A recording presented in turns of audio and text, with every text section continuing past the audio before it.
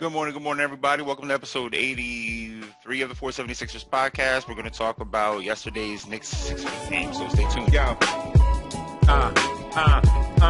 Yeah. Justice for the blind, just something that'll find in the rhyme that are coming from my mind. Good morning, everybody. Hope this finds you well. Happy Monday.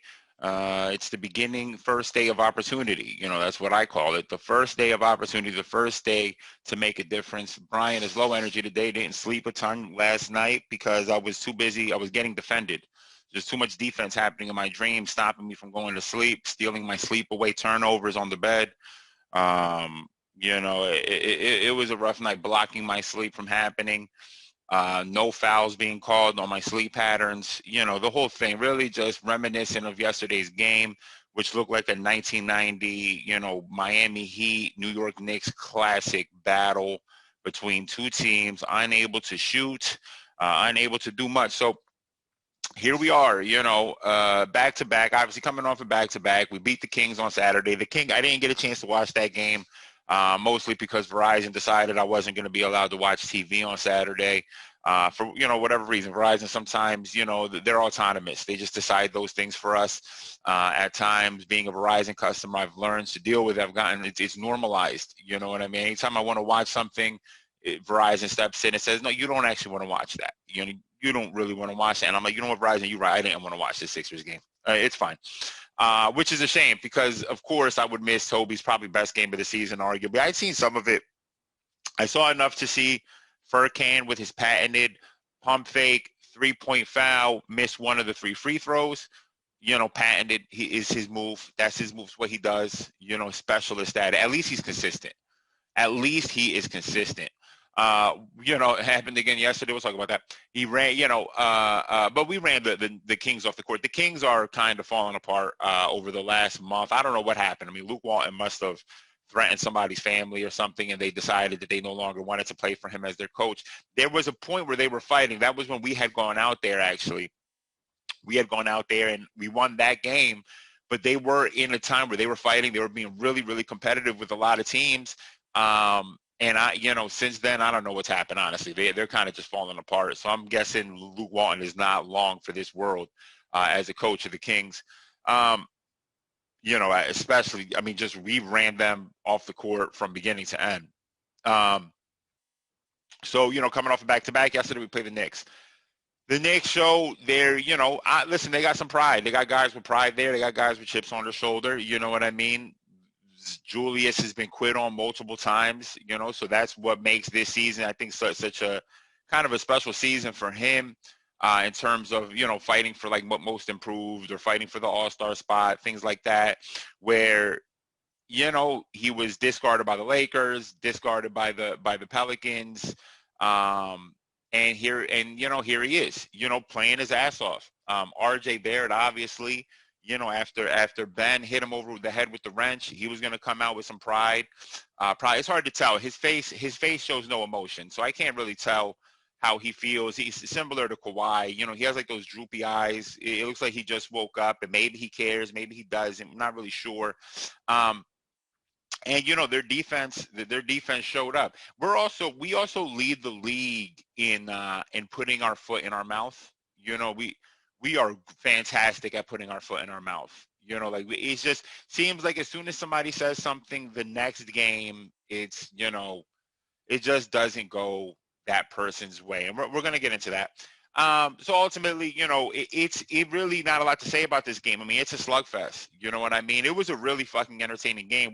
We go up on them big in the first quarter. They're not ready. This happens oftentimes with teams coming on back-to-backs, where they come out really, really intense, really, really lots of energy, lots of focus, and then they kind of dwindle as the game goes on because of fatigue normally. But, they want to get out to an early lead so that because as that fatigue sets in later, then you don't want to be trying to catch up. You don't want to be catching up when you're exhausted, right? You want to be having a big lead and trying to hold on to that lead. When you're exhausted, when you're exhausted, you want to be trying to hold on to the lead as opposed to trying to fight back for a lead. So we credits us. We come out, our defense is suffocating in that first half. it's just suffocating, especially in the first quarter. It's suffocating. Julius Randle ends up hitting a couple of shots that start bringing them back. But ultimately, we are just suffocating the shit out of them. I mean, we essentially put them in a bag and threw them in a pool. You know what I mean? For the first quarter. And they just weren't ready. Listen, the one thing that you know what you're going to get, you know what you're going to get out of a Tom Thibodeau team, and that's that you're going to get great defense, but you're not going to get a ton of efficient offense. And that bears out every single time, pretty much, and that's what happened last night. So, you know, slugfest. The refs just there was only two officials. Usually there's three. There was a late scratch. There's only two officials, and I'm gonna tell you right now, the job they did wasn't too official. If you catch my drift, I think it's difficult. I think Julius has approached a real interesting phase in his career. I mean, I got to give that dude credit. Listen, I'm almost like a fucking Knicks fan. How much I'm like sitting here blowing Julius over the last single time we play them, but he's reworked his body in a way where he is strong as shit. He's become strong as shit, but sometimes that works to your detriment. When you're a superstar like Shaq was back in the day and you're that strong, they give you a ton of benefit of the doubt. They sometimes don't know how to ref you, so they give you the benefit of the doubt because you're a superstar. Now, that doesn't mean that they don't call a lot of, they used to call a lot of offensive fouls on Shaq, and I swear in the finals they did it on purpose a couple of times when they played us because they wanted to make the games a little bit closer, so he would get a ton of offensive fouls. But when you're Julius, you're kind of in this scenario where every single time could be a foul or no time is a foul. It's like they don't really know. And I think because Julius maybe isn't the most explosive player, that strength doesn't always work to his advantage. I think, it's interesting because, one thing I learned from playing basketball and all of my LA Fitness glory, where I'm from, the LA Fitness superstar, one thing I've learned over my time is that sometimes you need to, when you're bigger and stronger, it's better to slow it down. I said this about Ben earlier this season too, where it seemed to behoove Ben, and he does it a couple times yesterday on RJ Barrett, where there was the one play in the first half where he drives, where he goes on a fast break and RJ is in front of him. Well, you're not going to get by RJ necessarily. You're not really explosive or that quick. You're fast as hell from point A to point B. So you get to you're approaching point B, and then he slowed it down, use that strength, that body to kind of get through the defense and then finish, right? Sometimes it behooves you to slow down as opposed to try to speed up and beat people off the dribble. I think when someone like Julius is trying to beat somebody off the dribble, while his strength is great, if you're not getting by somebody, you're probably not going to get that foul called, because typically, like, it's not but a lot of times, a lot of fouls, right? The fouls are out of position fouls, right? It's not a clear, I've raked you across the arm, or, I came down on you or whatever. A lot of times it's that I got you on the step, and when you're trying to pursue me and I go up, your momentum is pushing into me, right? And now I can't finish a good layup because you're pushing me out of position. Well, they're going to call that a foul, right? So there's a lot of fouls like that Julius would benefit from getting, but he doesn't have the necessary speed to get by somebody.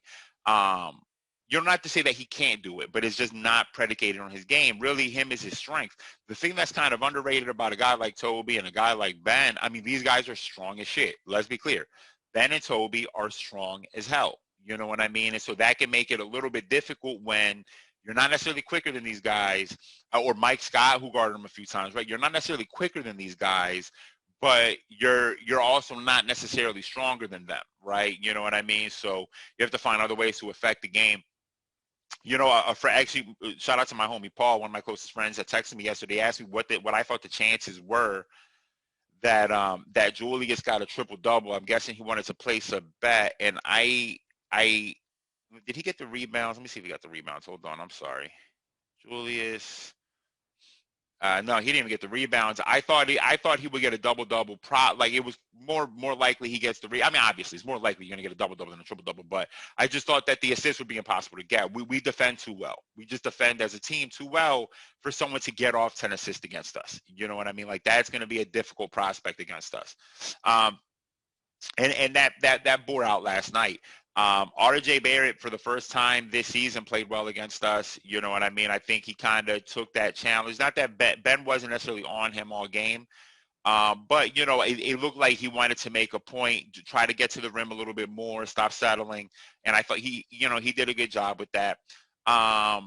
You know, let's run down. Let's just run down. We'll save the superstars, quote unquote, the all-stars, quote unquote, for last. I'm sorry. Why am I this way? Why am I this way? So one day I'm gonna, I'm gonna write down a note for Wednesday. I talked to my therapist Wednesday. I'm gonna ask her, why am I this way? See if she has any answers. Danny, Danny, king of up and down, the king of the seesaw. You know, when you walk into a seesaw, you're more likely, if you walk into like a park, with a playground, and you walk up to the seesaw, it's 100%. You're gonna see a heart, right, and you're gonna see an arrow through it, because and then you're gonna see DG for Danny Green, because he's the king of it. The seesaw belongs to him across the world. Danny essentially doesn't play for three. He plays good defense, though. Let me stop. He played three great defense for 3/4. You know what I mean? But good defense for 3/4. He played good defense for 3/4. Especially consider we came out yesterday. I mean, yeah, they just don't have the guards to do enough damage for us. So I mean, we come out big yesterday. Danny Green, Furkan, Ben, Toby, and Tony Bradley, the king of the first half.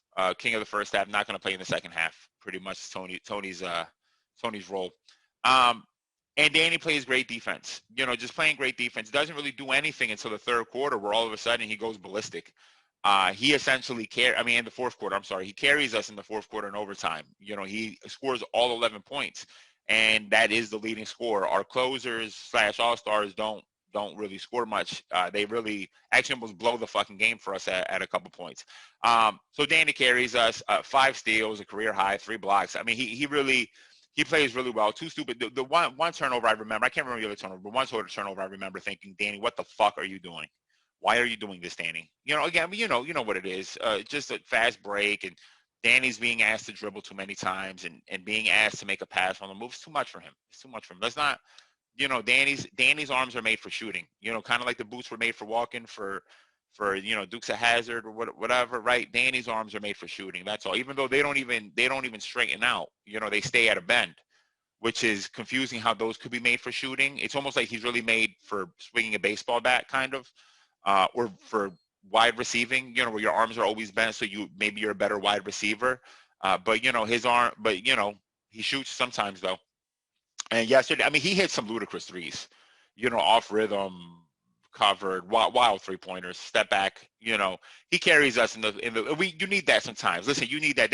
It's not like that's a lucky win. You know what I mean? We kind of have this team's number. Sometimes you're going to need your role players. It felt like you know what? It felt like a playoff game yesterday. That's what it felt like. It felt like a playoff game. And sometimes in playoff games, you're going to need your backup. I mean, you're going to need a role guy, a role player to step up, make it happen for us, right? Get us a couple baskets, keep us in it.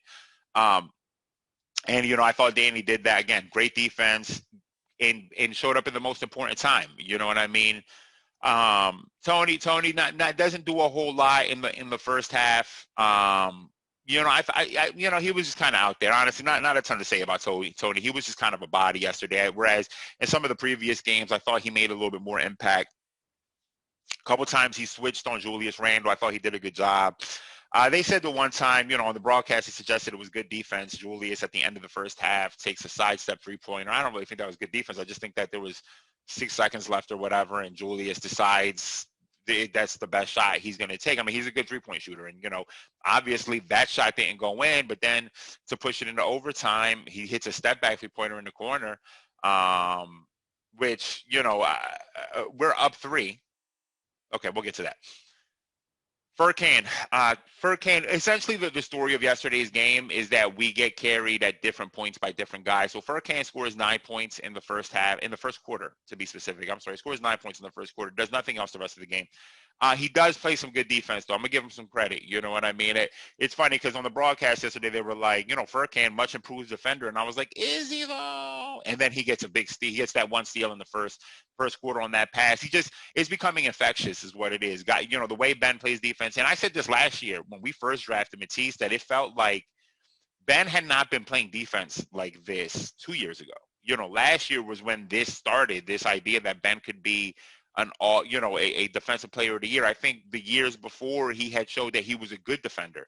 But last year he had gotten ultra aggressive, and it felt like Matisse is here, now Ben's here, and these guys just, like, because of Matisse's aggressiveness, it felt like Ben wanted to get aggressive too. And now you're seeing that kind of translate to other guys. A ton of deflections across the team, just guys kind of getting the ball in passing lanes and stuff like that, playing great defense. And Furkan has definitely improved as a defender, not to completely hate on him. But, again, he's just following Danny's footsteps. Furkan is trying to get the infinity stones of a heat check guy, so he's gone to the park where Danny has carved in his initials were the first. He's gone to the first one because the first one is the most important. So he found the very first seesaw where Danny carved in his initials, and Furkan is meditating there and gaining the seesaw. He's gone to all the green light districts of the world. He's attained all the green light power in the world, so he can carry that with him. He's trying to get the infinity stones of it. He wants to complete the infinity stones. And that's, Furkan is doing seesaw, 9 points in the first quarter, doesn't show up, goes 1 for 2 from the free throw line. Let's talk about that 1 for 2. Let's talk about that real quick, right? The refs tried to help him out, okay, because he pump fakes a three-pointer, right, gets fouled. And the refs decide, you know what, Furkan, we know that you're going to go 2 for 3 here. We're just going to give you 2 this time instead of 3. That way you can keep your percentage like 100% today. And Furkan says, okay, cool, I thank you. I appreciate that very much. Boop, misses 1. Yeah, he misses 1 again. It's just what he's going to do. It's just what he's going to do. If he does a pump fake, if he goes to the free throw line off a pump fake foul, he is going to miss one of the free throws. We just need to accept that about Furkan. It's what he's going to do. Ben, good defense, played good defense yesterday. I'm going to be honest, he's struggling. 16, 8, and 4. 1 steal, 1 block. Great defense, right? Okay. 7 turnovers, though. All right. This is 2 games in a row now. He obviously missed the Kings game. The game, who did we play the game before? I can't remember right now. I can't remember who we played the game before. 7 turnovers that game too. There's a lot of turnovers. And it's because teams, I think, are beginning to, I don't know what took them so long, but maybe they're figuring out, when Ben drives, he's going to pass it. So that's not like, we don't necessarily need to form a wall. We just need to show and then get our hands up and get into passing lanes because he's going to pass this bitch. And yeah, sure enough, 7 turnovers. Almost has a turnover that gives up. Wait, we don't want to get to Ben yet. I'm sorry. Hold that thought. I'm sorry. Whoops. What am I doing? Dwight played good yesterday, man. He hit, that should have been a 3-pointer. Obviously, listen, Dwight's not a shooter. So he has no idea that he's supposed to kind of measure his feet behind the 3-point line. We come out of that timeout. We kind of need that. We need a bucket. And he shoots a 2-pointer, a long 2. You know what I mean? It should have been a 3. Good way to go, Dwight. Good for you, man. Good for you. You really, 10 years ago, you said you wanted to play more like Kevin Durant. And, it doesn't matter how long it takes. Sometimes the journey, the story is the journey. It's not the destination. So it took you 10 years to finally, well, not play like Kevin Durant, but to shoot jumpers. Way to go. Way to get there. You got there, kind of. You're not playing like Kevin Durant, though. But, you're almost there. Maybe another 10 years, and you might have a crossover. Who knows? Good rebounding. Obviously, good rebounding. Just be causing havoc out there. He had 2 blocks. Dwight has been important. As much as Dwight can sometimes be frustrating, want to pull your hair out.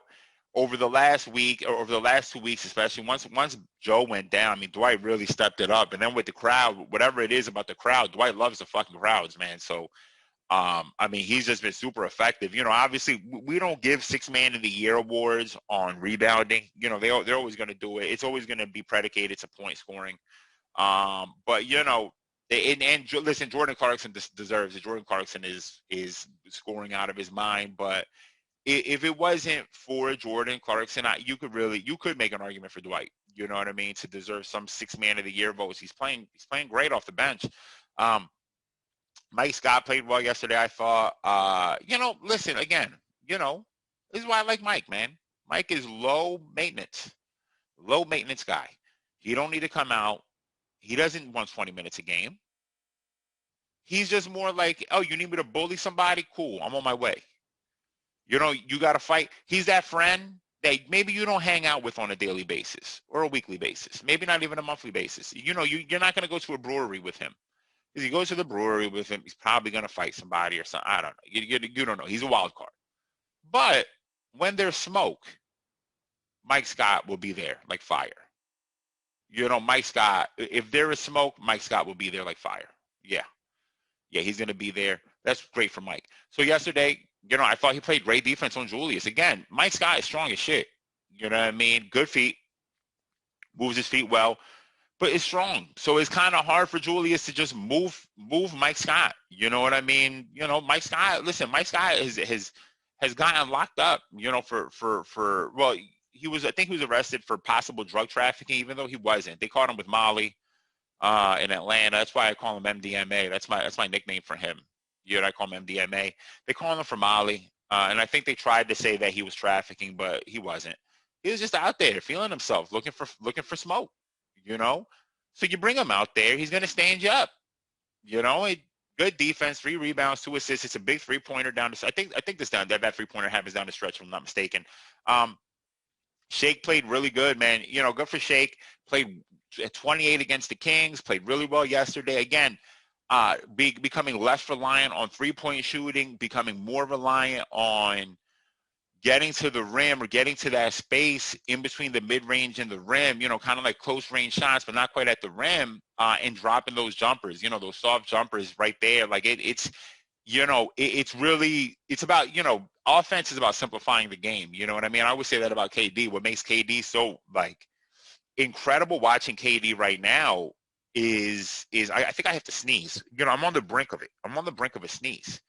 You know, the brink is as long as KD. Maybe that's why I'm talking about KD, and the length of this almost sneeze is like KD. Pause, though. Pause. You know what I mean? Even though we don't do that here. You know, we don't do that here. Anyway, it was not offensive. No homo was offensive. That's offensive. We don't say that. We say pause.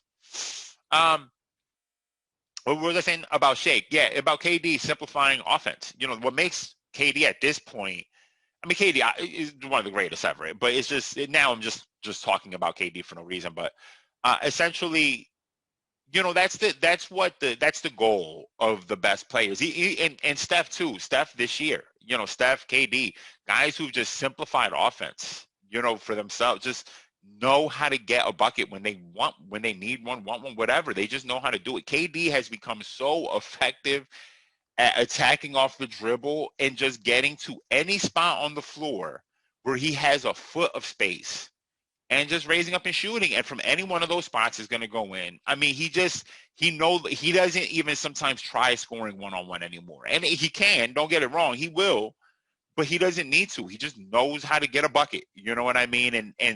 And not to compare Shake to KD, obviously very far cries, completely different people, but just the point that Shake is discovering in terms of his offense, how to be the most effective version of himself. You know, simplifying the game a little bit, getting to spots on the court where he can just get that bucket, using his body. He's usually matched up against smaller guards. And he has this length. He has a good body, some good strength, really good change of pace, and gets to these spaces on the floor where he can be effective. You know what I mean? He was you know, obviously our leading scorer last night, and you know, he played big. You know, he played big. We needed all that scoring. You know what I mean? Because our all-stars were struggling. Matisse, 2 blocks, you know, just again, a menace on defense. They didn't have as much of an imprint as against the Kings, obviously, just completely locked up De'Aaron Fox yesterday. 2 3-pointers, though. That's huge. He's, the 3-point percentage is skyrocketing over the last month. Good for him. It's all confidence. It's all confidence. If you're giving him, he's getting consistent minutes. He's playing great defense. I'm sure people are bigging him up in the huddle, and coaches are lauding over his defense and how much they love it. And I'm sure because of that, that's increasing, just increasing his whatchamacallit. Also great pass. I mean, I've been talking about this for a while, man. Matisse is a very good fucking passer. Not yesterday, but the Kings game, I did see that, the one pass. I think it was to Dwight. Was it to Dwight under the rim? Catches at the corner. There are two defenders caught in between him and Dwight. Dwight is on the far side of the rim.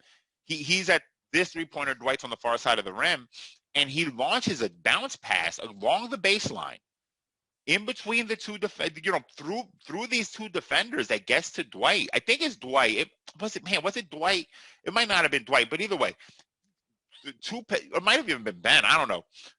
In between these two defenders, I mean, he really is a really good passer. He's really underrated. I mean, no one's asking him to. I'm not saying that he's going to come out here like Joker or Ben or anything like that, but he really does make some good passes. You know what I mean?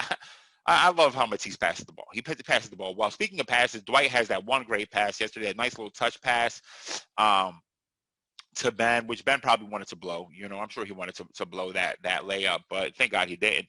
But anyway, so good for you, Dwight. Good for you, Matisse. Played great. Maxey, I thought played big, man. Those 6 points were big points. I'm gonna be honest with you. They were big 6 points. He had that one crazy layup, man. I don't even understand it. Just a right-handed finger roll floater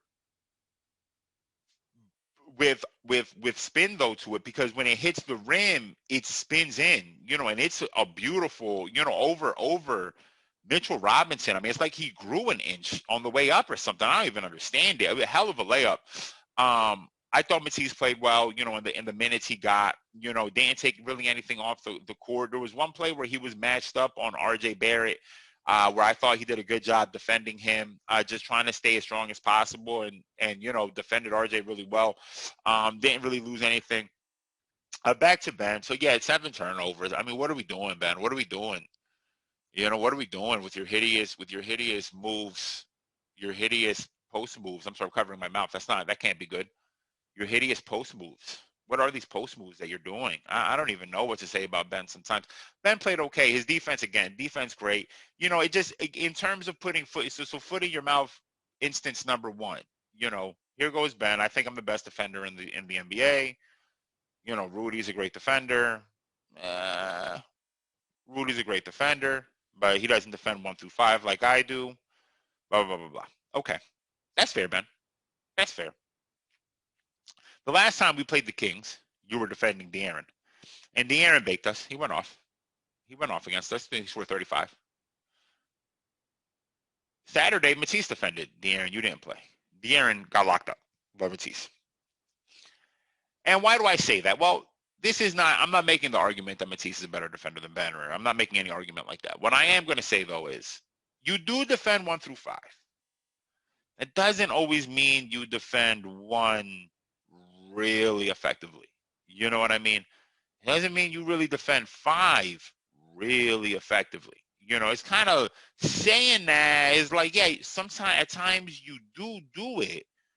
Technically, everybody in the NBA defends 1 through 5 because they're put in positions where they may have to defend 1 through 5. So yeah, technically you do it, but against smaller guards you do struggle because you're big as shit. And there's nothing wrong with that. And you can't get through screens. You don't have pick dodger. You don't have pick dodger. You might have it on bronze, but you need that bitch on gold. You don't dodge picks really well. You know what I mean? Again, I'm gonna always bring up, because we are the league leaders in foot in our mouth statements. Where Ben's guarding Dame gets all this love, says he's the best defender in the world, we completely ignore the fact that Ben and Joe, that we again changed the defensive principles that game at halftime, and we started having Joe blitz Dame. We completely ignore that. And then the very next day, Devin Booker puts him in a roast pit. Just skewers him, stuffs him with apples, and roasts him. I'll never forget, in the first half of that game, Danny Green was guarding him and defended him really well. He was actually struggling against Danny, and then we switched Ben on him for the second half, and Devin was like, "Thank God, ooh, thank goodness, an easier time available to me now," and then bakes him. I just don't know why we're so good at putting our foot in our mouths. And this is not, again, not to say that Ben is a bad defender. Ben's a fantastic defender. If you want to call him Defensive Player of the Year, that's fine. I think Joe deserves. Put it this way: if Ben wins Defensive Player of the Year, they should cut that bitch in half and give half of it to Joe. You know what I mean? They should, because Joe's defense is, again, what allows Ben to play that level of defense. You know what I mean? It's what allows him to play so aggressively on defense. Yesterday, again, this Knicks team is not really effective off. They're not like a super good offensive team. You know, if you can give Julius problems, which we gave him with a plethora of guys, and you have everyone stay home, he's going to struggle against a team like the Magic, who's a bad defensive team. Yeah, he had 17 assists against a good team like us, a good defensive team. Yeah, he's not going to have those assists. That Knicks team isn't really good at offense. So it's not like it's this is not a great example of Ben's great defense. You know what I mean? So, again, I don't want to sound like I'm hating on Ben or anything like that. I'm not. Ben is an incredible defender, and we've seen Ben do some. I mean, listen, we have seen Ben lock up guys. Without a question, we've seen him lock up guys. But it just seems like every time somebody on our team says something or starts bigging themselves up, the next game it's like disproved the next game. Speaking of which, Toby. Since the I'm an All-Star comments, except for the Kings are trash. The Kings are not. They have quit. All right, they have quit on their team. They have quit on their coach. They've quit on each other. I mean, they've quit on the state of Sacramento. They've quit. They're not even. They can't even be called Kings anymore. They have been. What's the word? Oh man, I can't think of this word. Oh man, they have been kicked out of their country is what I'm trying to say. But the word for it is there's a word for it, and I can't think of the word. But they've been kicked out. They're not kings anymore. They're paupers. Paupers. Paupers. They're paupers. They're not kings. So yeah, Toby baked them. Good, but Toby, listen, real quick. Let's give Toby love. No pun intended to the bachata artist, and this is Dominican Toby Love. You see, I'm just a rapper. My mind just goes, I just be rapping bars without even realizing it. You know what I mean? I call him the Dominican, baby dancing bachata, Toby Love, the bachatero. Let's go. Let's give Toby love. You know what I mean? Toby Love. That's who Toby Love. You know who Toby Love is. If you're ever at a club where they're playing bachata music, just listen to the tagline. It's kind of like when you hear Travis Scott say, "It's lit." You know it's Travis, but Toby Love comes in very softly, like the wind. He's like the wind is mouthing, Toby Love, and you know it's Toby. We're really give to. In fact, one day when I'm successful, hopefully before Toby leaves us, I will play that as a tag in my videos. You know what I mean? So let's give Toby love, and then it's Toby Love, right? Anyway, let's give Toby some love. Against the Kings, we go in shorthanded. We don't have our MVP. We don't have our arguably second best player. And Ben and Toby comes in. Not only does he come in to score, not only does he score a ton that game, but is playmaking his ass off. I mean, he almost got a triple-double. I don't think he's ever had a triple-double in his career. I think that would have been his first one. And I think he missed it on the assist. He missed it with 2 assists, I think. I think he finished with 27, 11, and 8. Great game. I mean, that's a great fucking game. He gave us exactly what we needed. Like I've always said, I'm going to keep saying it. Against the Bucks, for example, against good defenders, Toby's going to struggle. We saw it yesterday against teams that don't really have good individual defenders, even though Harrison Barnes is rated, technically a better defender. It is a good defender. I just think that team has quit. You know what I mean? So he kind of is able to get everything he wants. Also, the Kings were on a long road trip. I don't know if that was their second game on a back-to-back as well, but they've been on a long road trip that can be exhausting, and Toby took advantage of it. Listen, listen, to be clear, that's the NBA, right? The NBA is about taking advantage of the bad teams. For the longest time, one of the things that made Pop such an incredible coach, what made those Spurs run so incredible, was that they would have solid records against winning teams. Not like they had losing records against winning teams, but they always took care of business against bad teams. They always took care of business against bad teams. You know what I mean? That is part of life in the NBA, is to beat the shit out of bad teams. You know what I mean? But because of that, at times those numbers can start getting inflated when you play bad teams a lot and you're looking like you might be good, and then you run into good teams and you're back to being a human being. Well, yesterday, again, coming off a back-to-back, so you take this with a grain of salt. But yesterday, and credit to Toby because he gets to the line a ton last night. And, you know, we needed that, even though he misses 2 free throws at the end of the fourth quarter that would have probably iced the game for us. But, you know, I'm not here to hate on him. Back-to-back, I get it.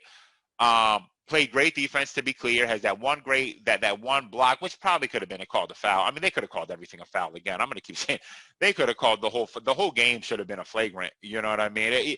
Every single thing was a foul or not a foul. I don't even know anymore.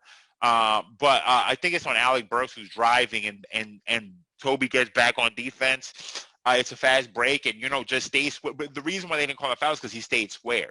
He stayed square, was retreating the whole play, managed to seemingly get a hand on the ball there and block. It was a great play, you know, great play by. So he doesn't even get a block. So it had to be a foul then. You know, they don't give him they didn't credit him with any block yesterday. So that means it has to be a foul. But whatever. Yes. Okay. You know, him and Ben obviously almost throw away the game. But even though that's not the point, he hits a big 3-pointer in overtime. I think that's in overtime. He hits that big corner 3-pointer we like desperately needed. That might have been in the fourth quarter. And, you know, he played well, but the problem is, let's scroll over here real quick. Where's my scrolly bar? Not that scrolly bar. I need this scrolly bar. Let's scroll over to the left.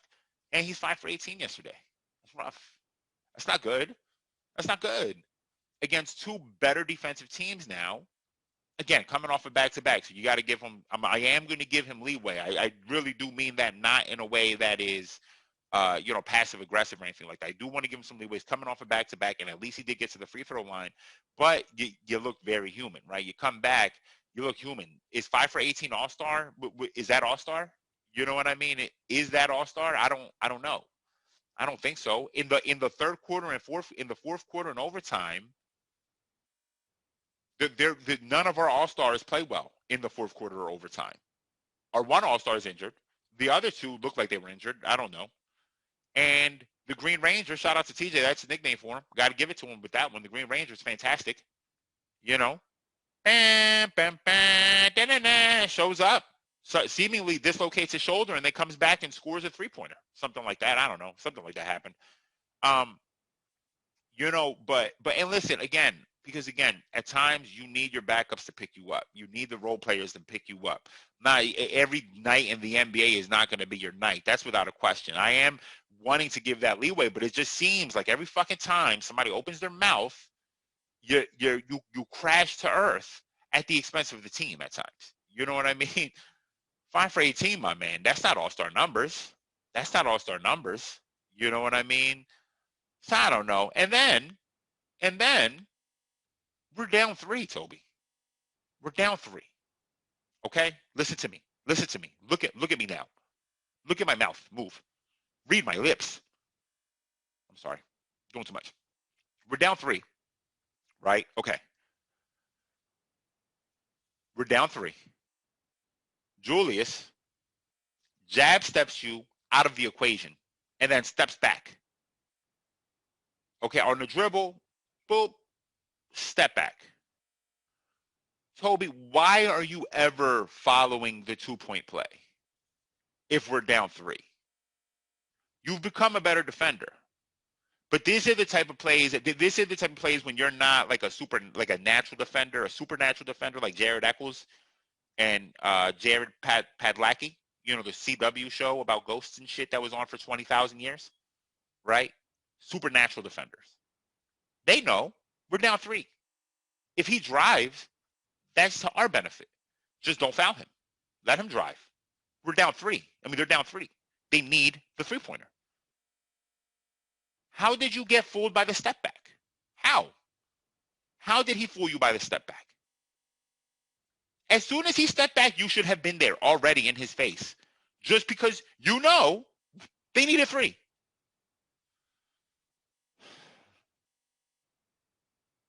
don't get it sometimes. It's fine though. It's fine.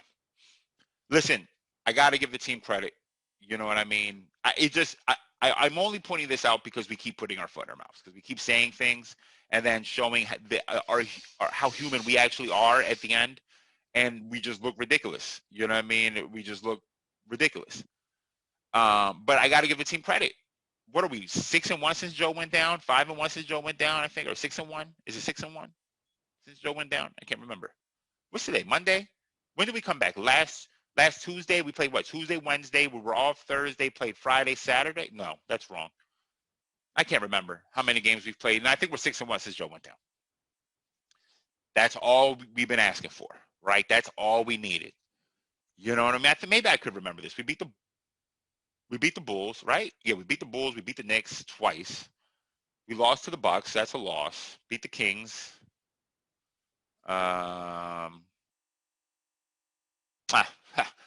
Why would I ever rely on my memory? Why would I ever rely on my memory? The things I remember are weird because I can remember every moment of Al Horford shushing us last year, and I can remember every bit of anger I felt when he did it, but I can't remember any games from the last 2 weeks.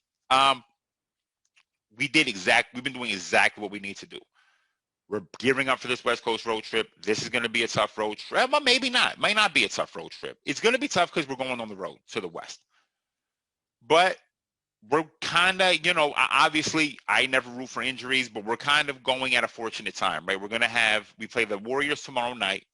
I don't think they're going to have Steph, who's been injured. He might be back. I don't know yet. So we play the Warriors tomorrow night. If we don't have to play Steph, we should win. If we do have to play Steph, we probably should win still, but it definitely gets more difficult. The prospect becomes more difficult. We play the Lakers. They're going to be without LeBron. They're going to be without AD. You know what I mean? That doesn't mean that they're going to be easy because Dennis Schroeder loves to bake us. They won't have Marc Gasol though. I don't even know who is playing center for them right now. I saw this the other night when LeBron got injured, and I'm like, who is this person playing center? I don't know who this man is. Who is this man? I have no clue who this person is. Montrez does tend to have some success against us, but that doesn't even fucking matter. Honestly, we should pull that win out. We play the Nuggets, which Joe is injured. He's scared, obviously, of Joker or whatever Keith Pompey said. Scared Flo. Hey Joe, it seems like you're scared of playing against Nikola Jokic. Okay, all right, Keith. We play against the Nuggets. They're going to win. They're going to win that game.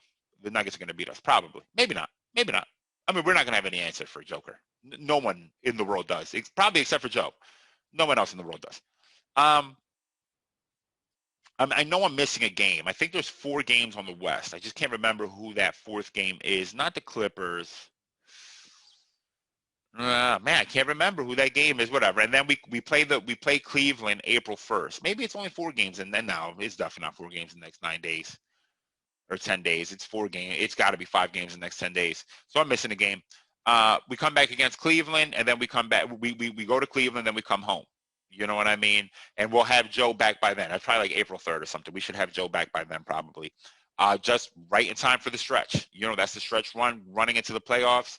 Let's say, fuck it. Let me pull up the schedule real quick. You know what? Let's do that. Let's look at, no, that's the wrong schedule. This is sometimes, oh no, actually this will work. Okay. All teams.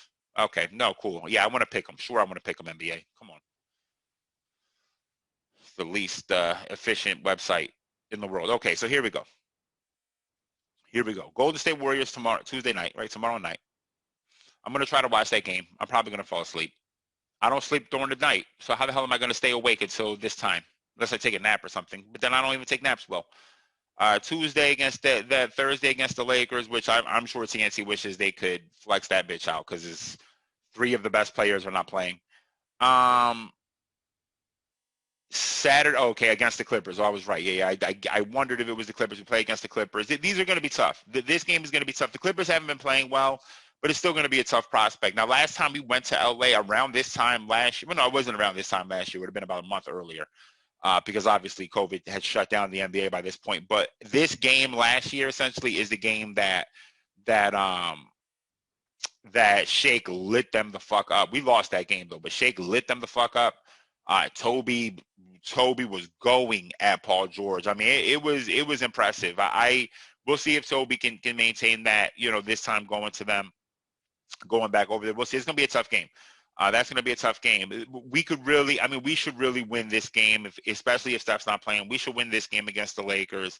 This Clippers game is probably going to be a tough prospect to win. Then we play the Nuggets. So, yeah, that's the fourth game. Okay. Oh, okay, I see. Because now I don't even understand because the calendar is March. What if I just want to look all the months? Yeah, there it is, all months. Okay. No, but I don't want to look at the games that are completed. Okay, hide previous dates. You see how all this work I have to do here, NBA? Why am I doing this work? And look, hide previous dates, but you didn't hide yesterday's date. Okay, probably because the league, their clock is not today yet. Anyway, I'm sorry. Play the Nuggets next Tuesday we'll play the Nuggets. Then the Cavaliers April 1st, and then we're back home against the Timberwolves. That's a win. I'm guessing Joe is going to come back this game. You know what I mean? I'm guessing Joe is going to come back this game. And, I mean, we should really finish this road trip. Actually, you know what? Let me unhide all that because I do want to see these other games that we played. What were the games since Joe's missed, since Joe's been out? Come down here. April 1st, April 7th. No. Wait for the 14th. 21st. Damn, when the hell was the All-Star game? I don't even remember. The Jazz game. Right. Okay. So then we come back. We beat the Bulls without Joe. Joe comes back against the Wizards. We win that game. He gets injured in. So we won't count that because Joe played that game. Then we blow out the Spurs. That's right. That's the game I'm missing. We beat the Knicks. Lose to the Bucks. That's 3-1. Blow out the Kings. So we're 5-1 since Joe went down. 6-1 since the All-Star break. 7-1 in the last 8. Let's keep going. So we're 5-1. Could this be 6-1? Could that be 7-1? Maybe that's 7-2. Maybe we'll go 7-3 here against the Nuggets. Cavaliers will probably bake us. That's 7-4. And then Joe comes back. Maybe the Cavaliers don't bake us. We just suck against small guards. But realistically, 7-4, 8-3, we can come back. That's a win for us.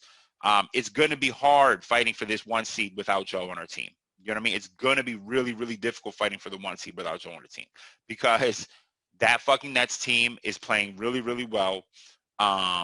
I mean, they're just playing well. You know what I mean? I'm pretty sure they won last night. If I'm not mistaken, yeah, they won last night against the Wizards. I think they're like 10-1 in their last 11 or something. They're playing extremely well without KD, and that's problematic. So it's going to be hard to hold on to this 1 seed as it is without Joe on our team. So if we could just kind of tread water, maybe hold on to the 2 seed, that would probably behoove us a bit. You know what I mean?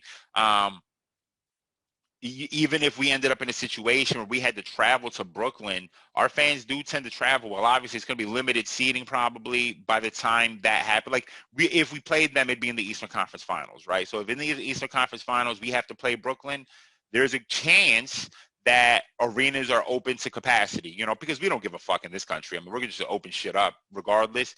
And in that chance, there's a chance that Sixers fans travel to Brooklyn well. You know what I mean? I could see that happen. Maybe it's not as bad of a home court advantage as it could be with the Lakers or with the Jazz or, something like that. So we'll see. It's going to be hard to fight through. When is the end of the season? Let me see here. May 2nd. The season actually ends. Okay, May 16th is the last game. Okay, because this Magic game was postponed. So that'll be so May 16th. Okay, man, coming up to the end, essentially 6-7 weeks to go. Should be interesting, man. I look forward to having Joe back. Hopefully this helps his back out, though. Let's look at the bright side. Hopefully his back is healed and healthy by the time he comes back, and time for that stretch run to maybe reclaim that MVP trophy. Right now, Joker is leading in most rankings. Joker is leading for the MVP. Joker and Dame. Dame looks like he might have gotten injured yesterday. Not that I would never in my life hope for an injury. But that may open up the window for Joe to creep back in, especially now that LeBron's injured. And Joker, arguably deserves the MVP. But if we have the best record or one of the best records in the NBA, we're one of the best defensive teams because of Joel. Joel is averaging 30, 12, and whatever. As one of the best defenders on the best teams, maybe those missed games won't hurt his chances as much. You know what I mean? So we'll see. That'll be interesting. I would love to see Joe win an MVP. Obviously, it doesn't really matter as much, but, I just think it would be great, help solidify his status in Sixers history. One, I mean, he's already climbing up those rankings, you know what I mean? As in terms of all-time great Sixers, off the top of my head, I'm probably top 6 right now. You know what I mean? Like, I don't, would you say Iggy is a greater Sixer than Joel? No, you probably wouldn't. You know what I mean? The only names that are in front of Joel are Hall of Famers already. You know what I mean? So we'll see. You know what I mean? It'll be interesting to see. With that, I think that's it, everyone. Wash your hands. You know the drill. Brush your teeth. Well, that doesn't have anything to do with the mask, but you should brush your teeth because your breath funky. And then when you wear a mask, it'll help you ventilate. You'll be breathing better. If your breath is fresh and you got the mask on, you're gonna breathe a little bit better.